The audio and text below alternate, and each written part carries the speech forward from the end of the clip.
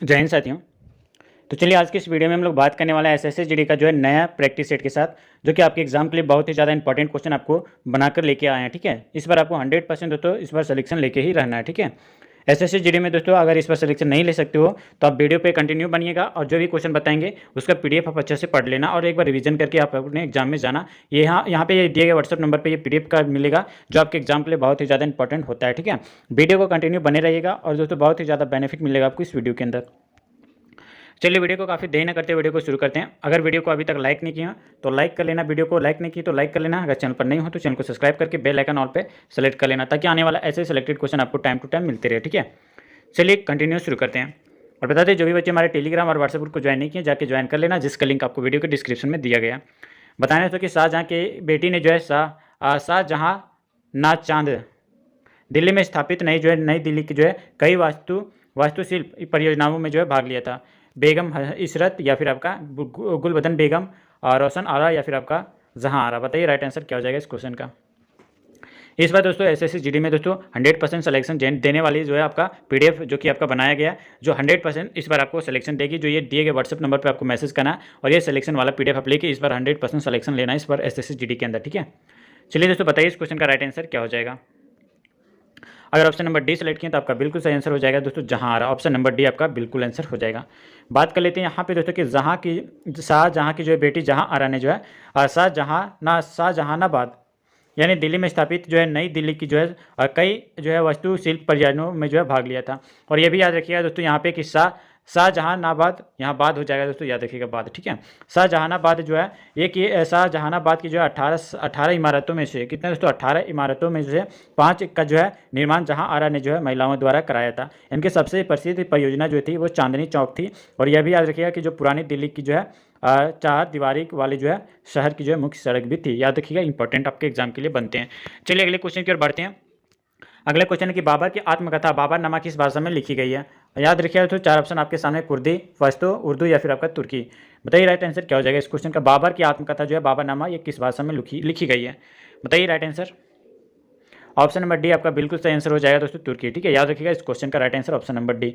साथ ही याद रखिएगा कि बाबर की आत्मकथा जो है बाबरनामा जो है ये तुर्की भाषा में जो है तुजुक ए बाबरी के नाम से लिखी गई है। ठीक है, और ये भी याद रखिएगा दोस्तों कि बाबरनामा जो है, याद रखिएगा यहाँ पे कि बाबरनामा जो है ये बाबरनामा में जो है बाबर ने अपने जीवन की जो है अनेक घटनाओं का जो है विस्तार का से जो है वर्णन किया है बाबरनामा में। ठीक है, और ये भी याद रखिएगा कि इसके माध्यम से जो है बाबर द्वारा जो है जीवन में लड़े गए युद्धों की जो है जानकारी प्राप्त होती है। और ये भी याद रखिएगा दोस्तों कि बाबरनामा में जो है बाबर द्वारा पानीपत, खानवा का और आपका चंदेरी आदि युद्धों में जो है अपनाई गई जो है तुलुगमा का युद्ध प्रणाली का जो है युद्ध नीतियों की जो है सही का जो है वर्णन किया गया है। ठीक है, कहाँ पे, बाबरनामा आत्मकथा में। याद रखिएगा आपके एग्जाम के लिए बहुत ही ज़्यादा इंपॉर्टेंट बनते हैं।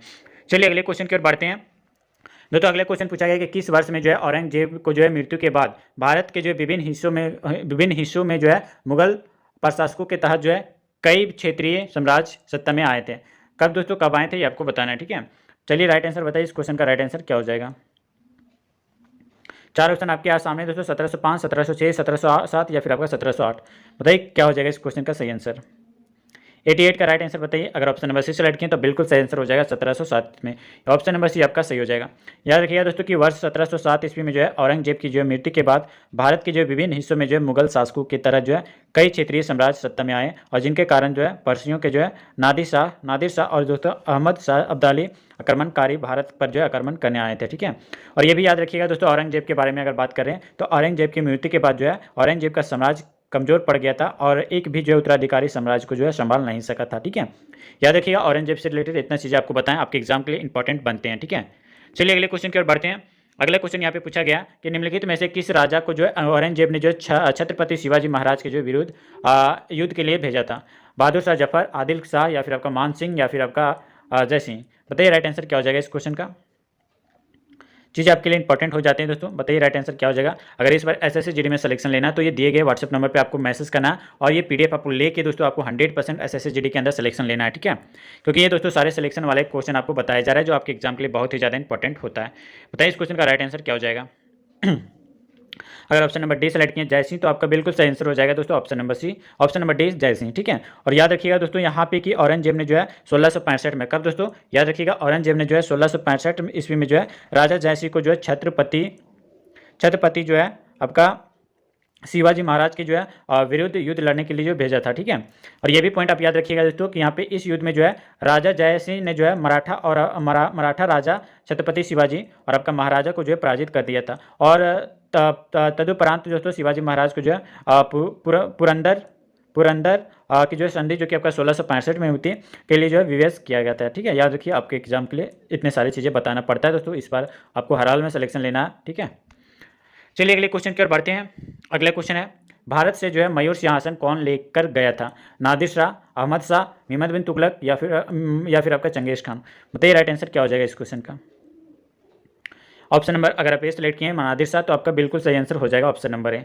याद रखिएगा दोस्तों यहाँ पे कि भारत से जो है मयूर सिंहासन नादिर शाह जो है लेकर गया था। और नादिर शाह ने जो है ये भी याद रखिएगा कि नादिर शाह ने जो है मोहम्मद शाह रंगीला के जो है शासनकाल में आक्रमण किया और इनके बीच जो है करनाल में 1739 में, कब दोस्तों 1739 में जो है आपका युद्ध में जो है युद्ध हुआ था, ठीक है। 1700 करनाल में जो है वर्ष 1739 में युद्ध हुआ था। और याद रखिएगा कि जिसमें से आपका मोहम्मद शाह रंगीला को जो हराकर बंदी बना लिया गया था। और ये भी याद रखिएगा दोस्तों नादिर शाह के बारे में, तो नादिर शाह को जो है ईरान का नेपोलियन के नाम से भी जाना जाता है, ठीक है। और भारत से जो है जाते हुए वह जो है प्रसिद्ध मुगल शासन तख्त ए ताउस और आपका कोहिनूर हीरा भी जो है साथ लेकर गया था, ठीक है। कौन? नादिर शाह। याद रखिएगा आपके एग्जाम के लिए इंपॉर्टेंट बनते हैं। चलिए अगले क्वेश्चन की ओर बढ़ते हैं। अगला क्वेश्चन यहाँ पे आपका पूछा गया, मध्यकाल में जो है लिखे गए महाकाव्य पद्मवत लेखक कौन है? मुल्ला दाऊद या फिर आपका अबुल फजल इन मुबारक या फिर आपका मलिक मोहम्मद जायसी या फिर आपका अमीर खुसरो? बताइए दोस्तों सही आंसर क्या हो जाएगा इस क्वेश्चन का। चीज़ें आपके लिए इंपॉर्टेंट है इसीलिए आपको बताया जा रहा है दोस्तों डिटेल से, ठीक है। कहीं से भी आपका क्वेश्चन एसएससी जीडी के अंदर पूछा जा सकता है, ठीक है। तो आप एक एक क्वेश्चन, आप एक एक चीज़ें, जितना भी एक्स्ट्रा चीज़ें बताया जाता है वो अच्छे से ध्यान से रखना है, ठीक है। बताइए इस क्वेश्चन का राइट आंसर क्या हो जाएगा। अगर आप सी सेलेक्ट किए तो आपका बिल्कुल सही आंसर हो जाएगा मलिक मोहम्मद जायसी। ऑप्शन नंबर सी आपका बिल्कुल सही आंसर हो जाएगा। और साथ ही याद रखिएगा कि मध्यकाल में लिखे गए महाकाव्य पद्मवत के लेखक जो है ये मलिक मोहम्मद जायसी है, ठीक है। याद रखिएगा दोस्तों एक पॉइंट इसके बारे में कि पद्मवत जो महाकाव्य चित्तौड़ के जो है महान जो है राजा रतन सिंह रावल और उसकी रानी जो है पद्मावती की जो है कथा, जिसमें से रानी पद्मावती के अद्वितीय सौंदर्य और आपका बुद्धिमानी युद्ध नीतियों का जो है आदि का वर्णन किया गया है, ठीक है। और ये भी याद रखिएगा दोस्तों पद्मवत के बारे में अगर बात किया जाए तो यहाँ से अगर बात किया जाए कि पद्मवत जो है वो मनसवी शैली में जो है रचित एक जो है प्रबंध और काव्य है, ठीक है। जिसमें चित्तौड़ पर जो है अलाउद्दीन खिलजी के आक्रमण और आपका रानी पद्मावती के जो है क्या है दोस्तों, याद रखिएगा रानी पद्मावती के जो है जौहर का जो है वर्णन किया गया, ठीक है, पद्मावत में। और साथ ही ये भी याद रखिएगा कि इसके अतिरिक्त जो है मलिक मोहम्मद, ठीक है, कौन दोस्तों, मलिक मोहम्मद जायद, ये दोस्तों मलिक मोहम्मद जायद जो थे ये आपका क्या थे, इसकी रचना किए थे, ठीक है, याद रखिएगा। और बात किया जाए दोस्तों कि मलिक मोहम्मद जायसे की जो रचनाएं जो है वो कौन कौन से, कहरे नामा है, मसला नामा और आपका आखिरी कलाम और आपका चित्रलेखा खरावट, ये सब क्या है, रचनाएं हैं किसका, मलिक मोहम्मद जैसी का। याद रखिएगा ऑप्शन नंबर सी आपका बिल्कुल सही आंसर हो जाएगा, ठीक है। चलिए अगले क्वेश्चन की ओर बढ़ते हैं दोस्तों। यहाँ पे अगला क्वेश्चन आपका पूछा गया है कि भारत का अंतिम मुगल शासक कौन था? आलमगीर द्वितीय, औरंगजेब या फिर आपका अहमद शाह बहादुर या फिर आपका बहादुर शाह द्वितीय? बताइए राइट आंसर क्या हो जाएगा इस क्वेश्चन का। चीज़ें आपके लिए इंपॉर्टेंट है इसीलिए डिटेल में बताया जा रहा है दोस्तों। और दोस्तों जो भी आप प्रैक्टिस सेट करना चाहते हैं तो हमारे दिए गए PDF को आप जरूर लेना, जो कि आपको ये दिए गए व्हाट्सएप नंबर में आपको मिल जाएगा, ठीक है। ये SSC GD का जो है सिलेक्शन तक पहुँचा सकती है ये सारे सिलेक्शन, ठीक है। बताइए इस क्वेश्चन का राइट आंसर क्या हो जाएगा। तो बता दें इस क्वेश्चन का राइट आंसर, तो ऑप्शन नंबर डी आपका बिल्कुल सही आंसर हो जाएगा, जो कि आप यहाँ पे देख सकते हैं बहादुर शाह द्वितीय, आपका बिल्कुल सही आंसर हो जाएगा ऑप्शन नंबर डी। साथ ही याद रखिएगा यहाँ पे कि भारत का जो अंतिम मुगल शासक जो था ये बहादुर शाह द्वितीय और आपका बहादुर शाह जफर था, ठीक है। और ये भी याद रखिएगा कि इसका असली नाम जो था वो अबू जफ़र और नासरुद्दीन सिद्दीकी मोहम्मद बहादुर शाह जफर था, ठीक है। और दोस्तों याद रखिएगा कि बहादुर शाह जफर ने जो है वर्ष 1837 में, कब दोस्तों, बहादुर शाह जफर ने जो है वर्ष 1837 ईस्वी से लेकर आपका 1857, ठीक है, 1857 ईस्वी तक जो है लगभग 20 वर्षों तक जो है शासन किया था। और ये भी याद रखिएगा दोस्तों यहाँ पे ये भी याद रखिएगा कि दोस्तों कि वर्ष 1857, ठीक है, वर्ष 1857 की जो क्रांति में जो है बहादुर शाह जफर ने जो है भारत का नेतृत्व अंग्रेजों के जो विरुद्ध किया था। और अंग्रेजों से जो है हार के बाद अंग्रेजों ने जो है बहादुर शाह जफर को जो है बंदी बना लिया था। और ये भी याद रखिएगा दोस्तों यहाँ पे कि बहादुर शाह जफर की जो मृत्यु ये 7 नवंबर 1862 को, ठीक है, 1862 यानी 7 नवंबर 1862 को जो है रंगून में हुई थी, किसका, बहादुर शाह जफर की मृत्यु, ठीक है। याद रखिएगा दोस्तों बहादुर शाह जफर से रिलेटेड इतने सारे डिटेल आपको बताएं, इसमें से एक भी क्वेश्चन आपको नहीं छूटेगा अगर ये सारी चीज़ें आप ध्यान से देखे होंगे, पढ़े होंगे तो, ठीक है। चलिए अगला क्वेश्चन पढ़ते हैं। अगला क्वेश्चन पूछा गया कि दिल्ली के प्रसिद्ध शासक फरीद को जो है अन्य किस नाम से जाना जाता है? अकबर, शेरशाह, या फिर आपका इस्माइली, या फिर आपका आदिल शाह। बताइए राइट आंसर क्या हो जाएगा? इस्माइली शाह या फिर आपका आदिल शाह। बताइए राइट आंसर क्या हो जाएगा? इस क्वेश्चन का right answer option number B, आपका शेरशाह आपका बिल्कुल सही आंसर हो जाएगा दोस्तों। Option number B right answer. बात कर लेते हैं दिल्ली के प्रसिद्ध शासक फरीद को जो है हम लोग शेरशाह के जो है नाम से जाना जाता था, ठीक है। लेकिन दोस्तों वर्ष 1539 में दोस्तों, कब याद रखिएगा कि वर्ष 1539 ईस्वी में जो है फरीद खान को जो है शेरशाह की जो उपाधि से सम्मानित किया गया था। और वही 1539 में, ठीक है, वर्ष 1539 में ईस्वी में जो है इसने जो है चौसा की लड़ाई में जो है हुमायूं को हराया और उसके बाद इसने सम्राट के रूप में जो है शेरशाह की जो उपाधि भी धारण की थी। और याद रखिएगा दोस्तों यहाँ पे कि बहार खान लोहानी, ठीक है, बहार खान लोहानी ने जो है फरीद खान को जो है शेर खान की जो है उपाधि जो है सम्मानित किया, क्योंकि इसने जो है तलवार के जो है एक वार से जो है बाघ को मार डाला था, इसीलिए इसको जो है सम्मानित किया गया। चलिए दोस्तों अगले क्वेश्चन की ओर बढ़ते हैं। अगले क्वेश्चन यहाँ पे आपका पूछा गया कि शेख सलीम चिश्ती का मकबरा जो है इनमें से किस शहर में स्थित है? दिल्ली में, गोलकुंडा में, फतेहपुर सीकरी में, या फिर आपका जूनागढ़ में। बताइए राइट आंसर क्या हो जाएगा इस क्वेश्चन का? बताइए दोस्तों। अगर ऑप्शन नंबर अगर आप सी सेलेक्ट किए हैं, बिल्कुल सही आंसर हो जाएगा फतेहपुर सीकरी में, ठीक है। ऑप्शन नंबर सी याद रखिएगा। बात कर लेते हैं कि शेख सलीम चिश्ती का जो है मकबरा उत्तर प्रदेश के फतेहपुर सीकरी में स्थित है। याद रखिएगा दोस्तों कि शेख सलीम चिश्ती के मकबरे का निर्माण जो है ये अकबर ने करवाया था, ठीक है। और ये भी याद रखिएगा दोस्तों कि शेख सलीम चिश्ती जो है एक सूफी संत थे। याद रखिएगा, इंपॉर्टेंट है आपके एग्जाम के लिए। और ये भी याद रखिएगा दोस्तों कि शेख सलीम के बारे में अगर बात किया जाए तो शेख सलीम चिश्ती ने जो है अकबर को आशीर्वाद दिया और जल्द ही जो है उन्हें 3 बेटों में से एक का जो है जन्म हुआ। अकबर ने जो है शेख सलीम चिश्ती के जो है सम्मान में अपने पहले बेटे का जो है नाम सलीम जहांगीर रखा था, ठीक है। याद रखिएगा सलीम यानी दोस्तों सलीम जहांगीर रखा था पहले बेटे का नाम, ठीक है। और चलिए दोस्तों अगले क्वेश्चन की ओर बढ़ते हैं। अगला क्वेश्चन आपका पूछा गया, अगला क्वेश्चन है यहाँ पे देख सकते हैं कि ताजमहल की जो है सजावट के लिए मुख्यतः किस वास्तु तकनीक का जो है इस्तेमाल किया गया? मोजेक का, या फिर आपका रिलीफ का, या फिर आपका पिएट्रा ड्यूरा का, या फिर आपका टेस्रे का। बताइए सही आंसर क्या हो जाएगा इस क्वेश्चन का? अगर सेलेक्टेड क्वेश्चन का पीडीएफ चाहिए तो ये दिए गए व्हाट्सएप नंबर से आप पीडीएफ लेके दोस्तों इस बार जो है एसएससी जीडी में सिलेक्शन लेके ही रहना है, ठीक है, क्योंकि 100% चांसेस दोस्तों इस पीडीएफ से आने वाले सभी क्वेश्चन है। बताइए दोस्तों इस क्वेश्चन का राइट आंसर क्या हो जाएगा? अगर दोस्तों question number right option number C select किए होंगे पिएट्रा ड्यूरा, तो आपका बिल्कुल सही आंसर हो जाएगा ऑप्शन नंबर सी। याद रखिएगा दोस्तों यहाँ पे कि ताजमहल की सजावट के लिए जो है मुख्यतः पिएट्रा ड्यूरा का जो है नामक वास्तु तकनीक का जो इस्तेमाल किया गया था। और ये भी याद रखिएगा कि पिएट्रा ड्यूरा जिसे जो हम लोग पिचकारी भी कहा जाता है, ठीक है, पच्चीकारी भी कहते हैं दोस्तों। याद रखिएगा इसको हम लोग क्या कहते हैं? पच्चीकारी भी हम लोग कहते हैं, ठीक है। याद रखिएगा, इंपॉर्टेंट वर्ड है। और ये भी याद रखिएगा दोस्तों, और ये भी याद रखिएगा कि यहाँ पे,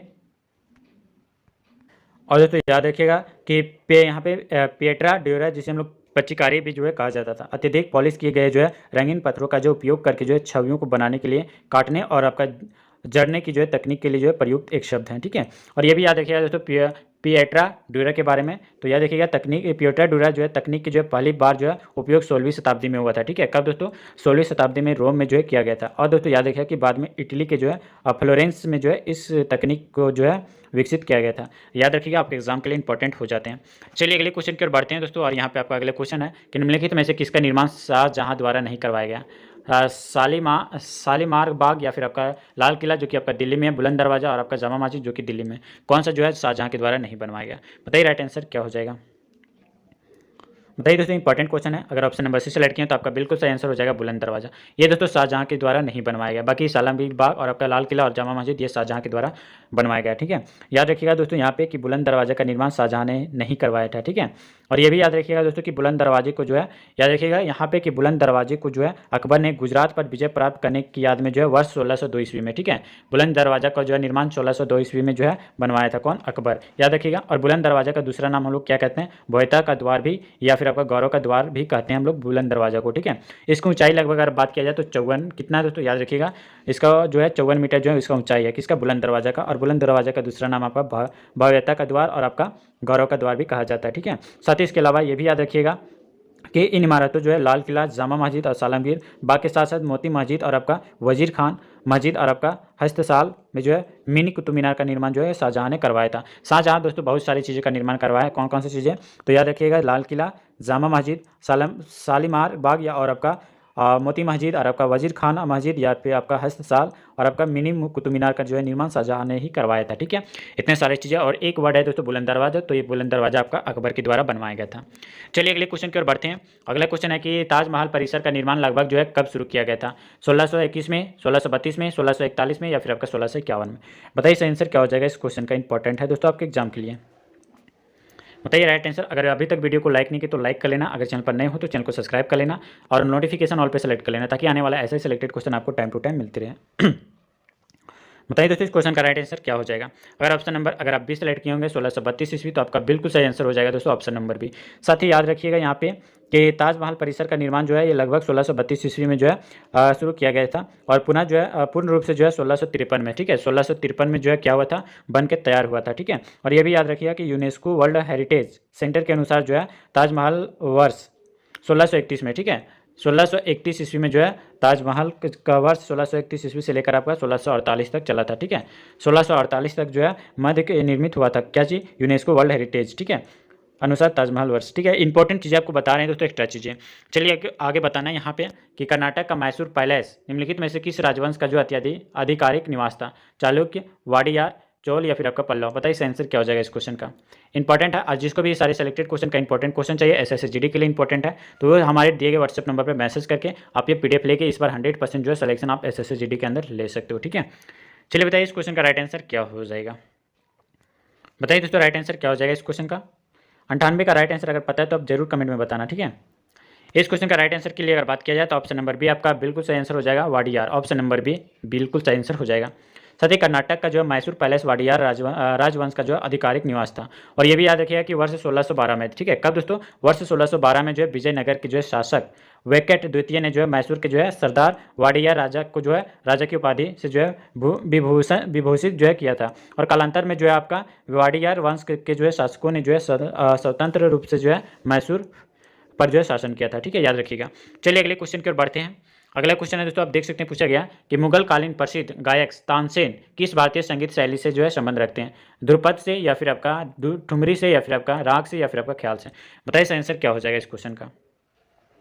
99 का राइट आंसर बताइए दोस्तों। अगर इस क्वेश्चन का ऑप्शन नंबर ए सेलेक्ट किया तो आपका बिल्कुल सही आंसर हो जाएगा ध्रुपद। ऑप्शन नंबर ए बिल्कुल सही आंसर हो जाएगा।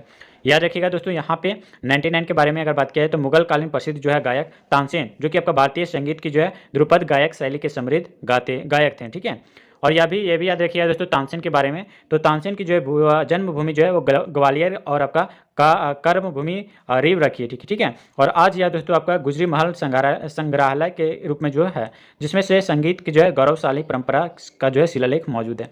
और ये भी याद रखिएगा दोस्तों तानसेन के बारे में कि तानसेन जो है एक महान संगीतकार था। ठीक है, और वह दोस्तों मुगल सम्राट अकबर के दरबार में उनके नवरत्नों में से एक थे, और अकबर ने ही दोस्तों तानसेन को जो है मियाँ का शीर्षक जो है दिया था। ठीक है, याद रखिए एक एक चीज़ आपके लिए बताया गया है आपके एग्जाम के लिए। चलिए दोस्तों अगला क्वेश्चन बताते हैं। अगला क्वेश्चन पूछा गया कि उत्तर प्रदेश में निम्नलिखित में से कौन सा जो स्मारक नहीं है? सफदरजंग का मकबरा या फिर आपका ताजमहल या फिर आपका बड़ा इमामबाड़ा या फिर आपका सारनाथ स्तूप? बताइए राइट आंसर क्या हो जाएगा। और इस वीडियो का लास्ट क्वेश्चन होगा जाके आपके एग्जाम के लिए इंपॉर्टेंट बनाया गया। बताइए राइट आंसर क्या हो जाएगा।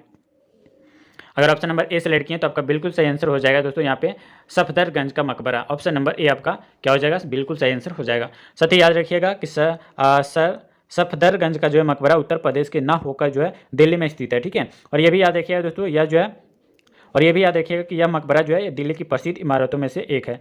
और ये भी याद रखिएगा दोस्तों कि सफदरजंग की जो मकबरा ये है मुगल बादशाह महमूद शाह की जो है स्मृति में जो है नवाब सजाउद्दौला ने जो है वर्ष 1754 में, कब दोस्तों, 1754 ईस्वी में जो है बनवाया था। और यहाँ जो है उनकी बेगम की जो है कब्र भी बनी हुई है। ठीक है, याद रखिए आपके एग्जाम के लिए इंपॉर्टेंट। दोस्तों बताना आपकी वीडियो कैसा लगा। अब वीडियो अच्छा लगा तो वीडियो को लाइक कर देना है। अगर चैनल पर नए हो तो चैनल को सब्सक्राइब करके नोटिफिकेशन ऑल पे सेलेक्ट कर लेना, ताकि आने वाले ऐसे सिलेक्टेड क्वेश्चन आपके एसएससी जीडी के लिए टाइम टू टाइम मिलती रहे। ठीक है, और इस बार दोस्तों आपको सिलेक्शन लेना है एसएससी जीडी के अंदर, तो ये दिए गए व्हाट्सएप नंबर पर आपको मैसेज करना है और मैसेज में लिख के दोस्तों आपको पेड पीडीएफ आपको ले लेना है, ताकि इस बार 100% सिलेक्शन वाला बेच चल रहा है और सिलेक्शन का ही क्वेश्चन आपको मिलेगा, जो कि आपके लिए बहुत ही ज़्यादा इंपॉर्टेंट तरीके से बनाया गया है। ठीक है, वीडियो अच्छा लगे तो जरूर आप वीडियो को शेयर करना दोस्तों तक, और अगर आप चैनल पर नए हो तो चैनल को सब्सक्राइब करके नोटिफिकेशन ऑल पे सेलेक्ट कर लेना, ताकि आने वाला ऐसे सिलेक्टेड क्वेश्चन आपको टाइम टू टाइम मिलती रहे। ठीक है, तो चलिए तो मिलते हैं फिर कि नेक्स्ट वीडियो में नेक्स्ट सिलेक्शन वाले क्वेश्चन के साथ, नेक्स्ट प्रैक्टिस सेट के साथ। तब तक ले जय हिंद, वंदे मातरम।